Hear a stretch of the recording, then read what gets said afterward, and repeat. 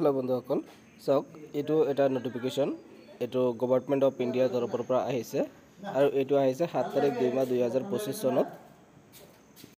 আৰু এটো আহিছে গ্ৰামীণ ডাক সেৱক জিডিএছ ৰ তৰফৰ পৰা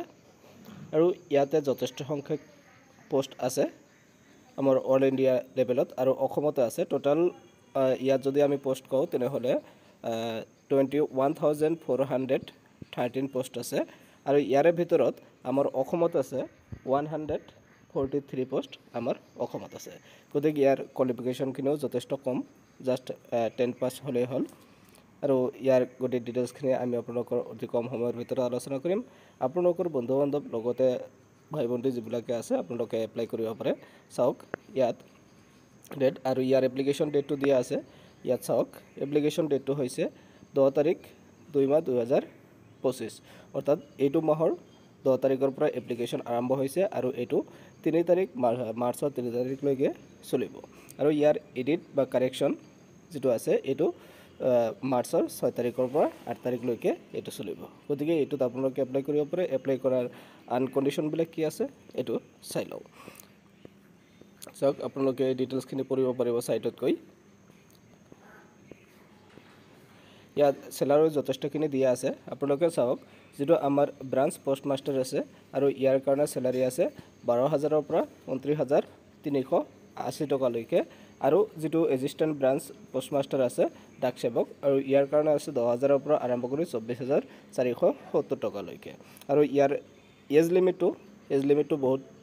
আছে আপোনালোকৰ চাওক মিনিমাম এজ 18 ইয়াৰ্ছৰ পৰা maximum এজ 40 ইয়াৰ্ছ লৈকে থাকে তাৰ লগতে আপোনালোকৰ ইয়াত এজ ৰিলেক্সেশন থাকিব এসটি এসসি আদাৰ ব্যাকওয়াৰ্ড ক্লাস ইডব্লিউএস পিডব্লিউডি ইয়াৰ কাৰণে এইখিনি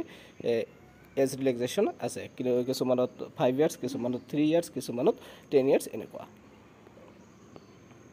এডুকেশনাল কোৱালিফিকেশন যিখিনি আছে এডুকেশনাল কোৱালিফিকেশন মই আগতে কৈছো অনলি 10 পাস চাওক ইয়া দিয়া আছে অনলি 10 পাস কৰিলে হল আৰু আপোনাৰ ৰিজনাল ল্যাঙ্গুৱেজৰ ওপৰত জানিব লাগিব অৰ্থাৎ আপুনি যদি অসমৰ পৰা এপ্লাই কৰে তেনেহলে কি হ'ব আপোনাৰ অসমীয়া বেঙ্গলী আৰু বড়ো ল্যাঙ্গুৱেজ জানিলে হল তিনিটাৰ ভিতৰত যিকোনো এটা জানিলে হল আৰু ইয়াৰ সিলেকশন প্ৰসেসটো হ'ব সম্পূৰ্ণভাৱে মেৰিট বেসিস আপোনাৰ যেটো 10th লেভেলত যেটো আপোনাৰ পাৰ্সেন্টেজ আছে এই পাৰ্সেন্টেজ হিচাপত আপোনাৰ প্ৰথমতে এটা মেৰিট লিষ্ট ওলাব আৰু এই মেৰিট লিষ্ট হিচাপত ভেৰিফিকেশন হ'ব ভেৰিফিকেশন হোৱাৰ পিছত ফাইনাল লিষ্ট ওলাব ইয়াত কোনো আৰু পৰীক্ষা নাই কোনো আৰু ইন্টাৰভিউ নাই একো নাই গতিকে আপোনাৰ যদি এনেকা ভাল পাৰ্সেন্টেজ আছে তেনেহলে আপুনি এই পোষ্টত আবেদন কৰিব পাৰে কেতিয়াৰ পৰা আবেদন আৰম্ভ হৈছে